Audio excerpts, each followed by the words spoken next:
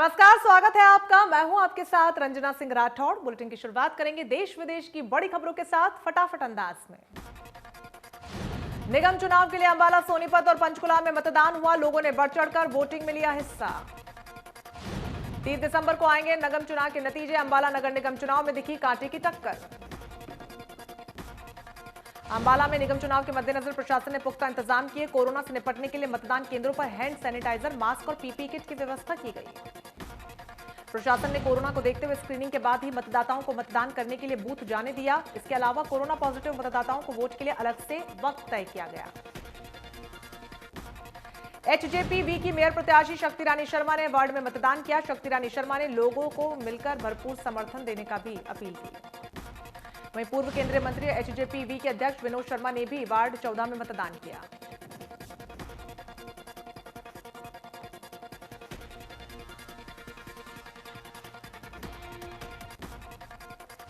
अंबाला में किसानों ने हरियाणा जनचेतना पार्टी के अध्यक्ष विनोद शर्मा से मुलाकात की। किसानों ने बीजेपी का विरोध करते हुए कहा कि हम आपके साथ हैं।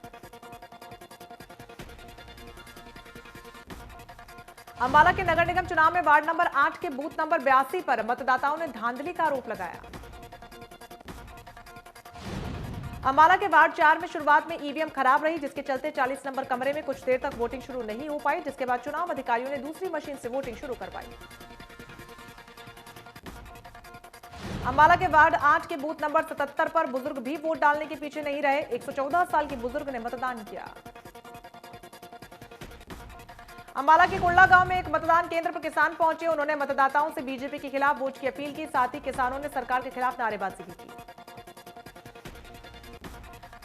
निगम चुनाव में पुलिस और प्रशासन की बड़ी लापरवाही आई सामने। चुनाव प्रचार खत्म होने के बाद भी ऑटो और ई रिक्शा पर विशेष पार्टी के झंडे लगाकर घूमते नजर आए। वहीं अंबाला के जानली गांव में बने पोलिंग बूथ में बीजेपी के एजेंडे वाले मास्क लगाकर बैठे नजर आए, जो आदर्श आचार संहिता का उल्लंघन है, लेकिन चुनाव अधिकारियों और पुलिस प्रशासन ने उन पर कोई कार्रवाई नहीं की। निगम चुनाव में जहां एक तरफ वोटिंग हो रही थी, वहीं दूसरी तरफ कई ऑटो पर बीजेपी के झंडे लगे नजर आए, लेकिन प्रशासन ने इन वाहनों पर कार्रवाई नहीं की। अंबाला के वार्ड नंबर 3 के बूथ नंबर 25 पर बीजेपी का मास्क लगाकर खड़े बुजुर्ग को टोकने पर जमकर बहस हो गई, जिसके बाद मतदान केंद्र पर तैनात पीठासीन अधिकारी ने व्यक्ति को मौके से भगाया। अंबाला में निगम चुनाव के दौरान किसानों का गुस्सा भी सामने आया। कुंडला गांव के एक बूथ पर किसान पहुंचे। किसानों ने मतदाताओं से बीजेपी के विरोध में वोट करने की अपील की। इसके अलावा किसानों ने सरकार के खिलाफ नाराजगी जाहिर करते हुए नारेबाजी की और लोगों से बीजेपी को नकारने की बात कही। अंबाला के वार्ड 8 के बूथ नंबर 81 पर पुलिस की लापरवाही आई सामने। एक युवक कांग्रेस का मास्क लगाकर मतदान केंद्र पहुंचा। अंबाला निगम चुनाव में चुनाव अधिकारियों की बड़ी लापरवाही सामने। वार्ड 10 में बूथ के बाहर कांग्रेस उम्मीदवार खुलेआम मतदाताओं से वोट मांगते हुए नजर आए, लेकिन प्रशासन ने कोई कार्रवाई नहीं की। वहीं एचडीएफ पार्टी का मास्क लगाकर भी एक युवक मतदान केंद्र पहुंचा, जिसे टोकने पर उसने पार्टी विशेष का मास्क हटाया। अंबाला में वोटिंग के लिए मतदाताओं में भी उत्साह नजर आया। निगम चुनाव में अपने मत का इस्तेमाल करने के लिए बुजुर्ग मतदाता पहुंचे, जिनके लिए प्रशासन ने व्हील चेयर का इंतजाम भी करवाया। अंबाला निगम चुनाव वोटिंग में फर्जी वोटिंग का मामला भी सामने आया। बूथ संख्या 190 पर एक महिला वोट डालने पहुंची तो पता चला कि उसका वोट पहले ही डाला जा चुका है। फर्जी वोटिंग की खबर मिलने पर मेयर प्रत्याशी शक्ति रानी शर्मा भी मौके पर पहुंची। अंबाला नगर निगम चुनाव को लेकर लोगों में उत्साह देखने को मिला। दोनों आंखों से अंधे रामनिवास ने वार्ड नंबर 3 में बूथ पर वोट डाला। पंचकुला में भी निगम चुनाव के लिए केंद्रीय राज्य मंत्री रतनलाल कटारिया ने पत्नी के साथ वोट डाला। इस दौरान कटारिया ने कहा कि सभी मतदाता मतदान अवश्य करें। हरियाणा विधानसभा अध्यक्ष ज्ञानचंद्र गुप्ता अपनी पत्नी के साथ पंचकुला के सेक्टर 17 पहुंचे। उन्होंने अपने मत का इस्तेमाल किया। सभी मतदाताओं से वोट की अपील की। वहीं ज्ञानचंद्र गुप्ता ने कहा कि नगर निगम आंदोलन का कोई असर नहीं होगा। साथ ही कहा कि किसानों को राजनीतिक पार्टियां गुमराह कर रही हैं। पंचकुला से बीजेपी के मेयर प्रत्याशी कुलभूषण गोयल ने मतदान किया। इस दौरान उन्होंने मतदाताओं से मत का इस्तेमाल करने की अपील की। रेवाड़ी में भी नगर परिषद के चुनाव के लिए पूर्व मंत्री कैप्टन अजय यादव ने मतदान किया। उनके साथ उनकी पत्नी विक्रम यादव और बेटे चिरंजीवी यादव ने भी मतदान किया। पंचकुला नगर निगम चुनाव को लेकर युवाओं में खासा उत्साह देखने को मिला। वोट डालने के लिए युवा लाइन में खड़े नजर आए। पंचकुला में नगर निगम चुनाव से एक दिन पहले पुलिस ने भारी मात्रा में शराब बरामद की। पुलिस के मुताबिक वार्ड 15 में पुलिस ने 2 लोगों से 6 पेटी शराब जब्त की। शराब का इस्तेमाल मतदाताओं को लुभाने के लिए किया जाना था। जांच अधिकारी ने बताया कि उन्हें गुप्त सूचना मिली थी, जिस पर कार्रवाई करते हुए वो आशियाना कॉम्प्लेक्स पहुंचे, जहां पर लोगों को शराब बांटी जा रही थी। अंबाला बूथ नंबर 117 पर फर्जी वोट डालने से एक महिला पुलिसकर्मी को यहां पर पकड़ लिया, जिसके बाद महिला के खिलाफ मामला दर्ज कर उसे गिरफ्तार कर लिया गया।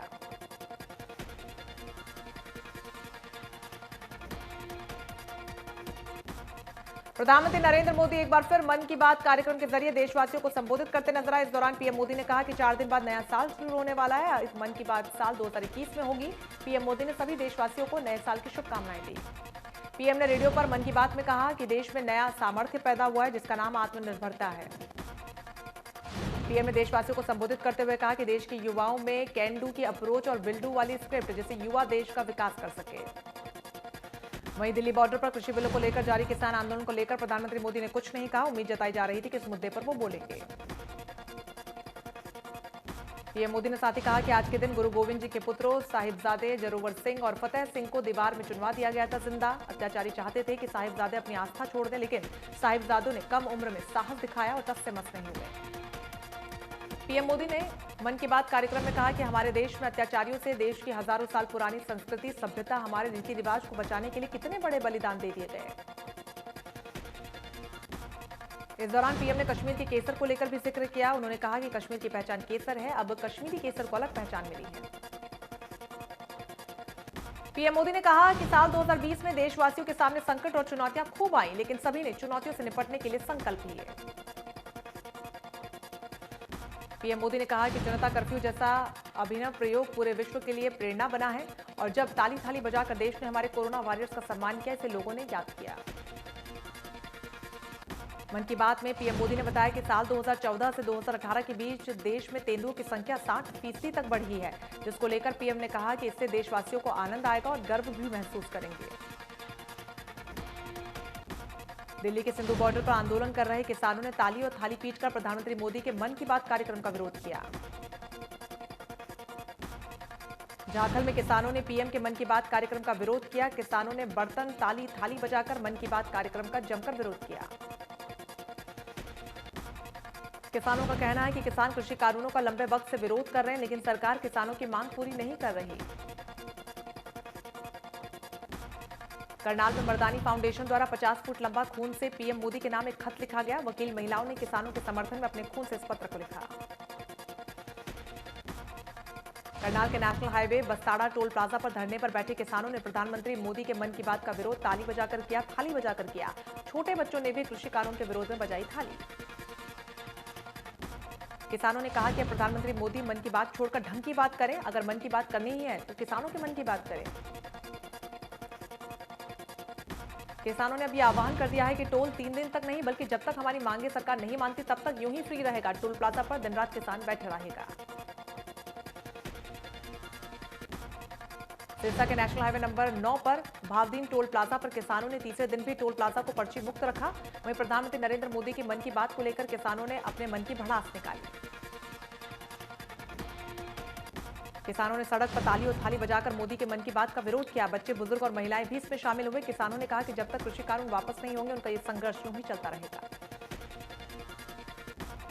भवानीखेड़ा में किसानों के समर्थन में आए संगठनों और किसान सभा ने प्रधानमंत्री मोदी के मन की बात का ताली और थाली बजाकर विरोध किया। आगे भी किसानों की मांगे नहीं माने जाने को लेकर विरोध यूं ही जारी रहेगा, इस बात का जिक्र किया।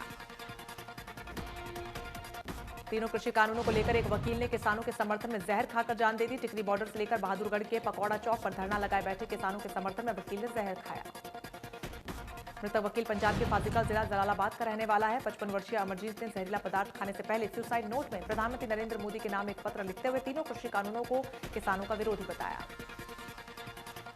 नेता विपक्ष भूपेंद्र सिंह हुड्डा ने फिर से विधानसभा सत्र के विशेष सत्र बुलाने की मांग की है। हुड्डा ने कहा कि क्या अन्नदाता की मांगों और इतने बड़े आंदोलन को मुद्दा नहीं मानती सरकार।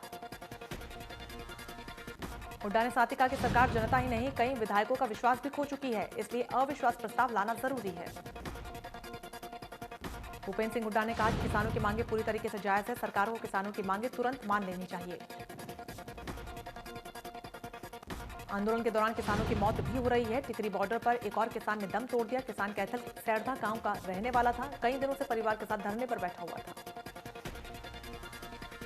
किसानों का समर्थन करने के लिए पंजाब के आनंदपुर साहिब से एक पूरा परिवार दिल्ली के लिए पैदल निकला। परिवार अपने बच्चों के साथ पैदल चलते हुए 7वें दिन करनाल पहुंचा।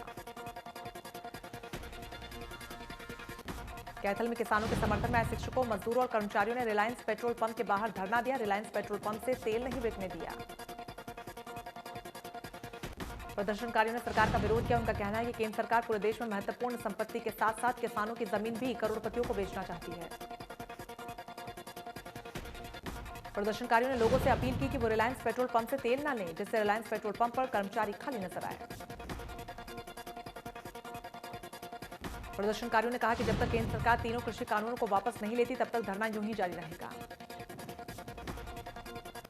नूंह जिले में यातायात पुलिस ने अडवर चौक पर एक विशेष अभियान चलाते हुए वाहनों को रोककर उन पर रिफ्लेक्टर्स चिपकाए, जिससे कोहरे में कम विजिबिलिटी होने के चलते दुर्घटनाओं में कमी आएगी। ट्रैफिक पुलिस अधिकारी ने जानकारी देते हुए बताया कि ठंड के मौसम में कोहरा और धुंध से वाहनों के आपस में टकराने की संभावनाएं ज्यादा होती हैं। ऐसे में अगर गाड़ियों पर रिफ्लेक्टर होंगे तो संभावनाएं कम होंगी। सर्दी के मौसम में धुंध के चलते सड़क हादसे हो रहे हैं। ऐसे हादसों को रोकने की कोशिश के चलते प्रशासन वाहनों पर रिफ्लेक्टर लगाने को लेकर जोर दे रहा है।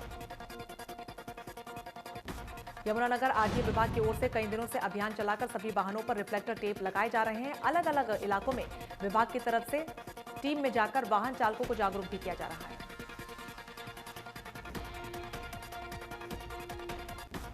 आरटीए सचिव भारत भूषण कौशिक ने बताया कि रोड सेफ्टी की मीटिंग के बाद सभी वाहनों पर रिफ्लेक्टर टेप लगाने का निर्णय लिया गया, जिसमें ट्रैक्टर ट्रोली, बस, मैक्सी कैब, ट्रक आदि वाहन शामिल हैं। यमुनानगर में नेपाली महिला से गैंगरेप का मामला सामने आया है। महिला जिले के ही एक गांव की रहने वाली है। आरोप है कि 5 लोगों ने घर में घुसकर वारदात को अंजाम दिया।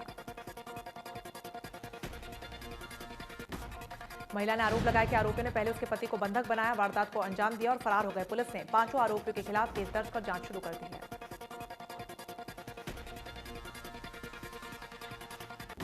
सोनीपत के खरकोदा में 8000 से भी ज्यादा शराब की पेटियों के ऊपर रोड रोलर और जेसीबी मशीन चलाकर उनको नष्ट कर दिया गया। आबकारी विभाग और तहसीलदार ड्यूटी मजिस्ट्रेट के साथ डीएसपी रविंदर के नेतृत्व में अवैध शराब पकड़ी गई थी। डीएसपी डॉक्टर रविंद्र ने बताया कि कुल 34,000 शराब की पेटियों को नष्ट किया जाना है। 8,000 से ज्यादा शराब की पेटियां नष्ट कर दी गई। इस दौरान उन्होंने लोगों से भी अपील की कि ऐसे लोगों के बारे में जानकारी मिले तो पुलिस को जानकारी दे। कोरोना वैक्सीन का इंतजार पूरा विश्व कर रहा है। कोरोना वैक्सीन को सरकार जल्दी उपलब्ध करवाएगी। चरखी दादरी स्वास्थ्य विभाग में कोरोना वैक्सीन आने का इंतजार काफी उत्सुकता से है। सीएमओ डॉक्टर सुदर्शन पवार ने बताया कि कोरोना वैक्सीन सरकार जल्द उपलब्ध करवा सकती है। सबसे पहले ये कोरोना योद्धाओं को लगाई जाएगी, उसके बाद सभी को लगाई जाएगी। देश में कोरोना वैक्सीन किसी भी समय आ सकती है। केंद्र सरकार इस साल के अंत में या 2021 की शुरुआत में कोरोना वैक्सीन के टीके लगाने को हरी झंडी दे सकती है। पलवल में आंदोलनकारी किसानों ने देश को एकजुट करने के लिए और सरकार के तीनों कृषि कानूनों के खिलाफ ताली और थाली बजाकर एक संदेश लोगों को जगाने के लिए दिया। प्रो कबड्डी सीजन 4 का समापन हो गया है। फिरोजपुर नमक और लोहिंगा कला की टीमों के बीच फाइनल मुकाबला खेला गया, जिसे फिरोजपुर नमक की टीम ने बड़े अंतर से जीत लिया।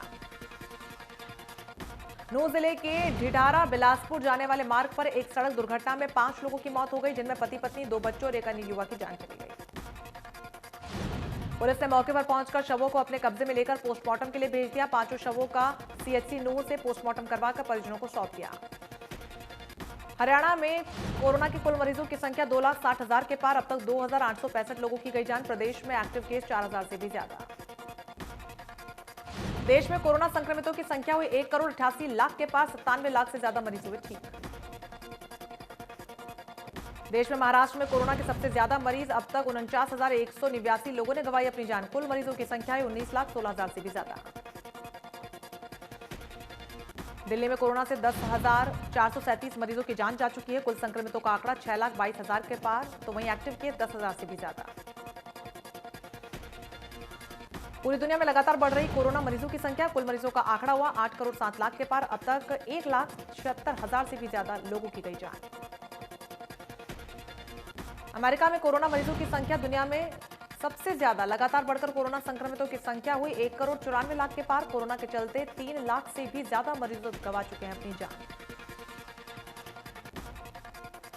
ब्राजील में कोरोना से लोगों में दहशत। कोरोना के चलते अब तक 1,90,000 मरीजों की जान जा चुकी है। कुल एक्टिव मरीजों की संख्या 2,79,000 के पार।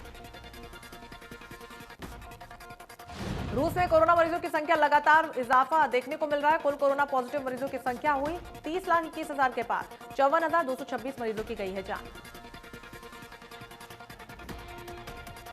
भारत और ऑस्ट्रेलिया के बीच दूसरे टेस्ट मैच में भारत ने 82 रनों की बढ़त बना ली। भारत ने 5 विकेट पर 277 रन बनाए।